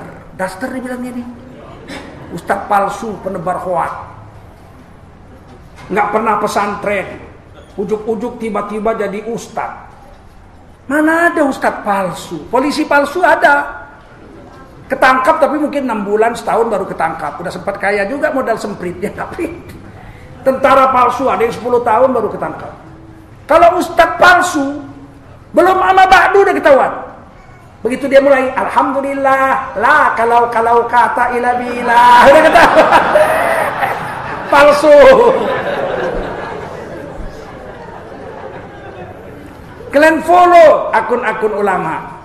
Ada Buya Yahya, ada Agim, ada Haikal Hasan, ada Tengku Zulkarnain _official. Sudah 201.000 orang. Sedikit itu. Lonte 7 juta pengikutnya. Cuman cerita tidur sama orang hitam begini, pengalaman tidur sama orang kurus begini, pengalaman tidur sama orang gemuk begini. Zina diceritakannya jutaan yang nonton. Ulama cerita agama 3.000 yang nonton. 7.000 itu mungkin yang sudah sakaratul maut. Kapan agama mau maju kalau kita gak sokong para ulama kita? Ada 150 juta orang Islam yang pakai handphone. 1 juta aja mengikuti ulama-ulama, udah kuat Islam. Kalau saya pengikutnya 1 juta, Abdul Somad 1 juta, Agim 1 juta, Buya Yahya 1 juta, Haikal Hasan 1 juta, Lutfi Basori 1 juta, Indus Lamdi 1 juta, kami 10 orang aja, 10 juta orang, mengumpulkan duit itu mudah. Kami mau buat rumah sakit, Perlu 10 miliar satu rumah sakit. 10 orang 3 tahun sudah 30 provinsi punya rumah sakit Islam yang gratis. Berapa nyumbangnya? 10.000. Bapak sumbang 10.000, sekali 1 juta orang 10 miliar. Betul? Nah, tapi yang ikut ulama 3.000, 7.000. Coba 1 juta. 10.000 aja 1 juta berdiri satu rumah sakit. Bulan Januari. Oktober mau beroperasi rumah sakit, nyumbang lagi 10.000. 10 miliar duitnya untuk operasional. Yang kaya bayar, yang miskin gratis. Nggak habis-habis tuh duit. Berapalah 10.000. Kita nggak mau ngerokok 3 bungkus. 1.000, pas 10.000 nyumbang. Waduh, berat lama. Zaman Covid, gimana nyumbang? Aduh, giliran sampai akhirat minta sorga. Malaikat, sorgalah. Kata malaikat, kepala atuk kau.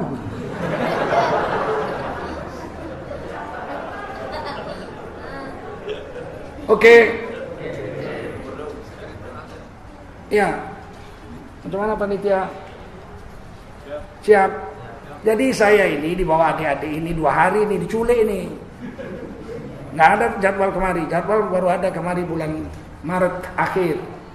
Tapi orang ini minta karena orang ini sedang mengumpulkan dana untuk mensupport dai-dai di wilayah-wilayah terpencil. Bergetar hati saya.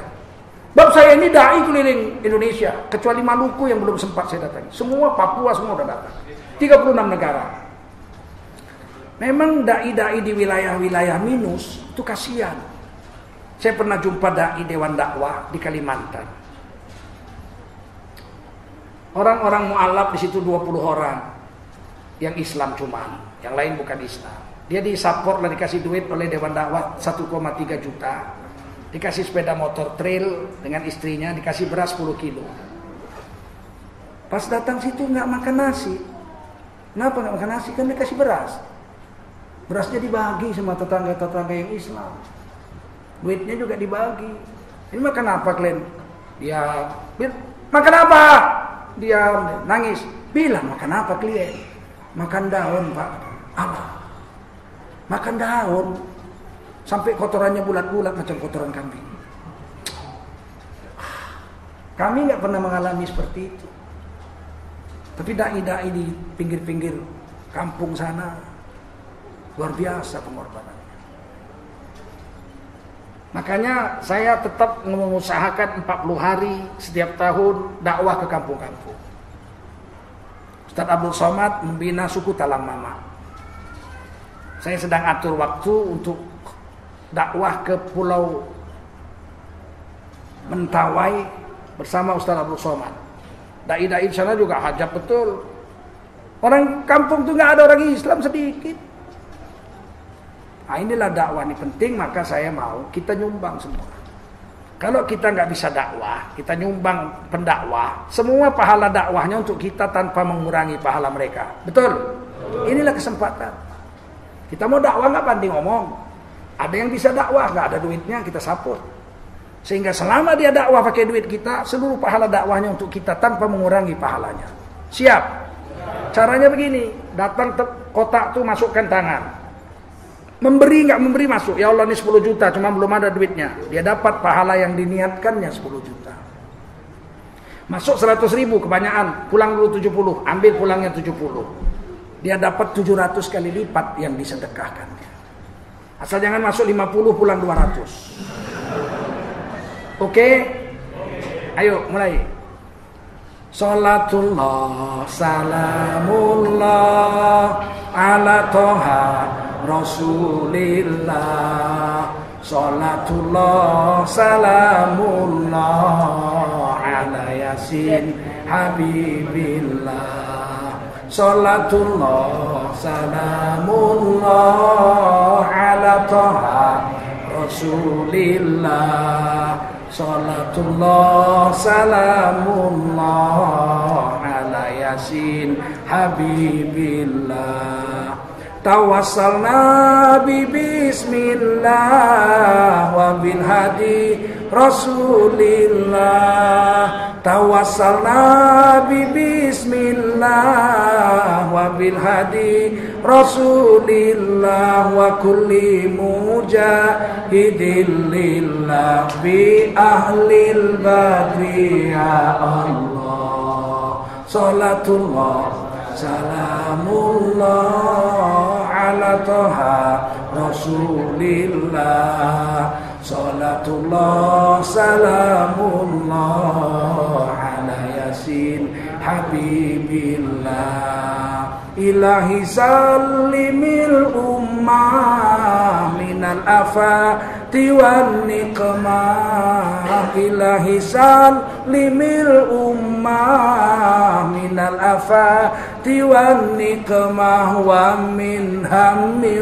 wa min ghummah bi ahlil badri ya Allah salatullah salamullah ala toha Rasulillah salatullah salamullah ala yasin habibillah salatullah salamullah ala yasin habibillah Allahumma salli wa sallim wa barik alaihi wa ala alihi.